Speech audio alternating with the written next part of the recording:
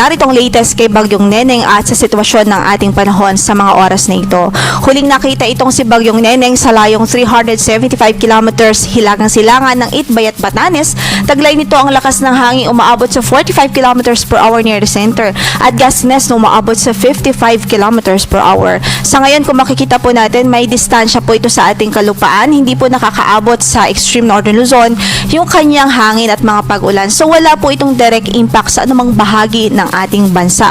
Pero ang nakikita po nating influence nito sa weather condition natin ngayon ay na-enhance po niya ang habagat o southwest monsoon at itong southwest monsoon po ang nagdudulot ng malawakang pagulan sa malaking bahagi ho ng Luzon at ilang bahagi po ng Western Visayas. So kung mapapansin nga po natin ngayon sa ating latest satellite imagery, medyo madami o may karamihan po at malawak yung moisture na mula dito sa dagat sa western portion ng ating bansa at napupunta at nadadala po dito sa Luzon. So ibig sabihin, inaasahan pa rin natin yung malalakas na pag-ulan especially sa westernmost portion ng Luzon such as sa Zambales, Bataan at maging sa Occidental Mindoro. Samantala dito naman sa Metro Manila, sa Ilocos Sur, La Union, Pangasinan, Tarlac, Pampanga, Nueva Ecija, Bulacan at maging dito sa Rizal, Cavite, Batangas at Oriental Mindoro ay significant pa rin ng mga pag-ulan. Ibig sabihin possible pa rin yung katamtaman hanggang sa kung minsan ay malakas na mga pagbuhos ng ulan dahil pa rin yan sa habagat dahil talagang umaabot po inland. Nadadala po dahil malakas yung ating habagat ngayon, nadadala pa rin hanggang sa kumbaga dito sa inland natin, dito sa gitnang bahagi ng Central Luzon umaabot yung mga pag-ulan and even po dito sa Laguna, Rizal, Cavite at Batangas. So kung mapapansin din po natin, yung Visayas sa ngayon, medyo kaunti po yung mga pag-ulan or kaulapan.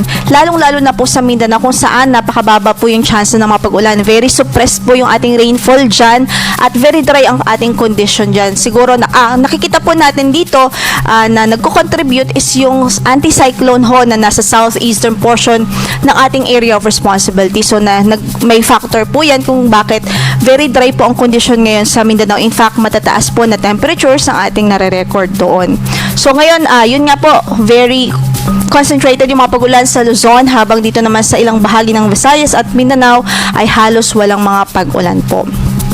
Maliban dito sa weather systems na na-mention po natin sa loob ng PAR, meron pa rin po tayong mga minomonitor na weather systems naman sa labas at paligid ng ating area of responsibility.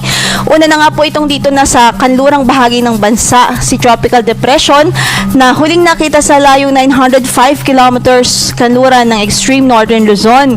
Tropical Depression po ito at sa ngayon, mababa naman ang chance na ito ay makaapekto sa namang bahagi ng ating bansa. So, ibig sabihin, lalayo naman yan at hindi po siya sa atin makakaapekto.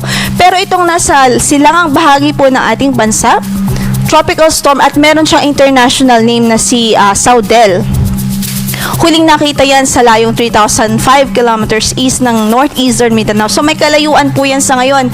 At ang kanyang hangin 75 kilometers per hour near the center at ang kanyang pagbuso ay 90 kilometers per hour. So ang nakikita nating trajectory nito at projection po natin by early next week, Monday o Tuesday, posible po na ito ay papasok ng ating area of responsibility. Although sa nakikita natin sa ngayon, sa mga initialization po natin at forecast, ay kumbaga gigilid lamang po ito dito lang sa kanto ng ating area of responsibility. Pero again, mag-antabi pa rin sa magiging update bukol dyan sa tropical storm na nasa labas ng PAR at bukod dyan, ang nakikita po nating significance nito ay mag-e-enhance pa rin ho ito ng habagat. So, sahan natin by early next week, mataas pa rin ho ang tsansa ng malalakas na pagulan sa malaking bahagi ng Luzon dahil sa habagat. Samantala, ito naman po yung latest track natin kay Tropical Storm Neneng. Okay.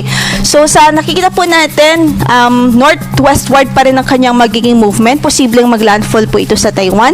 Pero as we can see, mababa ang tsansa na ito ay maglandfall sa atin. Mababa po yung tsansa na ito ay direktang makaapekto sa atin. Pero again, ang significance po nito ay na-enhance po niya ang habagat. At yung habagat po ang nadudulot ng mga pag-ulan sa malaking bahagi po ng Luzon. And as we can see, habang ito po ay lalapit dito sa Taiwan landmass, nakikita po natin na kumbaga susunod din po dito halos yung habagat. So ibig sabihin mag-shift po northward yung orientation ng kalakasan ng habagat starting by tomorrow at sa mga susunod na araw.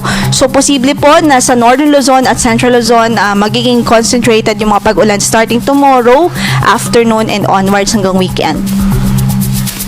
So ito pong si Tropical Storm Neneng, possible po itong lumabas ng ating area of responsibility by August 20 ng hapon, at posible siyang lumabas bilang LPA o kaya naman ay tropical depression. Papahina naman po, so ibig sabihin weakening yung kanyang trend. Sa ating advisory naman, mahalaga po ito dahil ito po yung mga lugar kung saan ay inaasahan pa rin po natin yung mga makakaranas pa rin ng mga malalakas na pag-ulan dahil sa habagat. Especially, itong naka-orange kung saan ay ina-expect po yung 100 to 200 millimeters of rainfall. Dito po sa Pangasinan, Zambales at Bataan. Ngayong araw po yan hanggang bukas ng hapon. Samantala, 50 to 100 millimeters of rainfall naman ang pwede pong maranasan sa Ilocos Norte, Abra, Ilocos Sur, La Union, Benguet, Nueva Ecija, Tarlac, Pampanga, Bulacan, Metro Manila, sa Rizal, Cavite, Laguna, Batangas at even sa Occidental Mindoro. So ibig sabihin, ito po yung mga lugar, kung mapapansin nyo, halos sa kanlurang bahagi pa rin talaga ng bansa dahil nga po sa moisture at sa mga pag-ulan na dulot ng habagat. So hindi pa rin po pwedeng maging kampante ang ating mga kababayan, especially po kung flood prone ang inyong lugar dahil po sa halos tuloy-tuloy pa rin na mga pagbuhos ng ulan na inaasahan po natin sa mga susunod na araw dahil nga po sa southwest monsoon. And by tomorrow afternoon hanggang sa Friday afternoon, 50 to 100 millimeters of rainfall pa rin ang pwedeng maranasan sa Ilocos Norte, Ilocos Sur, La Union, Pangasinan, Zambales at maging sa Bataan. So kung mapapansin din po natin, significantly pong nag-improve ang weather sa malaking bahagi. Although, syempre sa westernmost part of the country ay meron pa rin mga 50 to 100 millimeters of rainfall at pwede pa rin niya magpabaha. Pero dito po sa kumbaga sa inland, especially po dito sa malaking bahagi ng Central Luzon at ilang bahagi ng Cordillera Administrative Region at dito sa Calabarzon, inaasahan po kahit paano mag-i-improve by tomorrow afternoon to Friday afternoon. Samantala, dahil pa rin po sa habagat, inaasahan pa rin ng gusty winds or occasional gusty winds dito sa malaking bahagi ng Luzon, sa Visayas, sa Zamboanga Peninsula, sa Northern Mindanao at sa Davao Region. Ngayong araw yan hanggang bukas. And then, by Friday, most of Luzon, Panay Island, Negros Occidental, Northern Samar at Davao Oriental. Sa kasalukuyan, wala naman po tayong gale warning na nakataas sa namang bahagi ng ating mga baybaying dagat, pero dito po sa northern at western section ng Luzon ay katamtaman hanggang sa maalon ang magiging kondisyon ng karagatan natin dyan dahil sa malakas pa rin na southwest monsoon. So ating advice pa rin, especially sa mga gumagamit po ng maliliit na sasakyang pandagat, mag-ingat pa rin po sa inyong paglalayag dahil po sa kondisyon ng karagatan natin sa northern and western portion ng Luzon. Samantalang dito po sa natitirang bahagi ng ating archipelago ay katamtaman o banayad hanggang sa katamtaman ang magiging pag-alon. So yan mo ng latest at mag-ingat po.